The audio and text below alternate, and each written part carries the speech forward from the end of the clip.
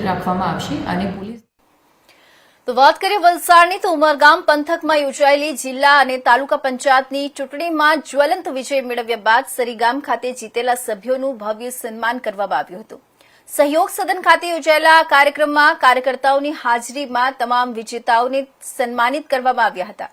આ પ્રસંગે યુવા શક્તિ વિકાસ સંગઠનના પ્રેરક રાકેશ રાયે પોતાના સંબોધનમાં સભ્યોને વિનમ્રતા, સેવાભાવ અને પ્રજા સાથે સતત જોડાયેલા રહેવાની સલાહ આપી હતી।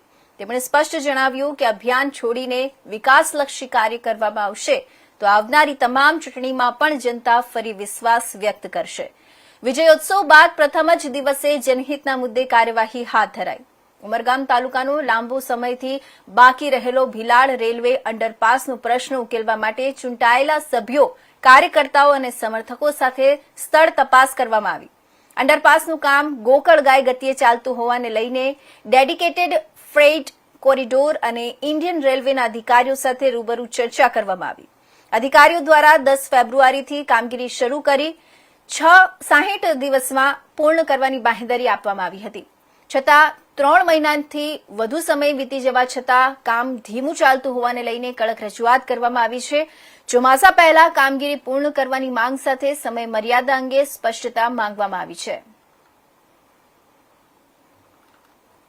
પહેલા તો ઉમરગામ તાલુકાના દરેક મતદાર ભાઈઓ બહેનો, ઉમરગામ તાલુકાના જનતા જનાર્દન આ ભીલાડ અંડરપાસનો રેગ્યુલર યુઝ કરતા આવેલા છે। 10,000થી વધારે વ્હીકલો રોજનું મૂવમેન્ટ કરે છે।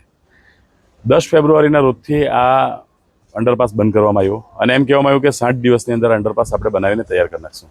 લગભગ 3 મહિના થવા આવ્યા છે, હજી સુધી અંડરપાસનું કામ પૂર્ણ થયું નથી કે અંડરપાસ યુઝ માટે લોકો માટે મૂકવામાં આવ્યો નથી। તો ત્યારે અમે લોકોને વચન આપ્યું હતું કે અંડરપાસ વહેલામાં વહેલું ચાલુ થાય એના માટે અમે રજૂઆત કરીશું, લોકોને વિશ્વાસમાં લેશું, અધિકારીને વિશ્વાસમાં લેશું। ત્યારે આજે અમે સ્થળ વિઝિટ કરી છે અને થોડુંક કામ બાકી છે, લગભગ 20% જેટલું કામો પેન્ડિંગ દેખાય છે। અમે ત્યાંના એન્જિનિયરને, વેસ્ટર્ન રેલવેના એન્જિનિયરને પણ મળ્યા, DFCCના એન્જિનિયર પણ મળ્યા, સાથે સ્ટેશન માસ્ટરને પણ અત્યારે મુલાકાત કરી।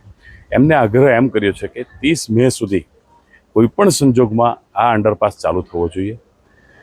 વધારે મોડું થાય તો 10 મે સુધી, 10 જૂન સુધી કોઈપણ સંજોગમાં અંડરપાસ ચાલુ થવો જોઈએ, કારણ કે વરસાદની ઋતુ ચાલુ થવા જઈ છે અને લોકો ફાટક પર 1-1 કલાક ઊભી રહીને ખૂબ હેરાન પરેશાન થઈ રહ્યા છે। ઉમરગામ તાલુકાના લોકો પર દયા કરો, આ અમારી વાત હતી। કારણ કે ભર પરીક્ષાના સમયે તમે આ અંડરપાસ બંધ કર્યો, મેરેજ સિઝન હતું, ઇલેક્શન પણ હતું, લોકો ખૂબ હેરાન થયા છે અને એ હેરાનગતિના કારણે હવે લોકોની ધીરજ ખૂટી ગઈ છે।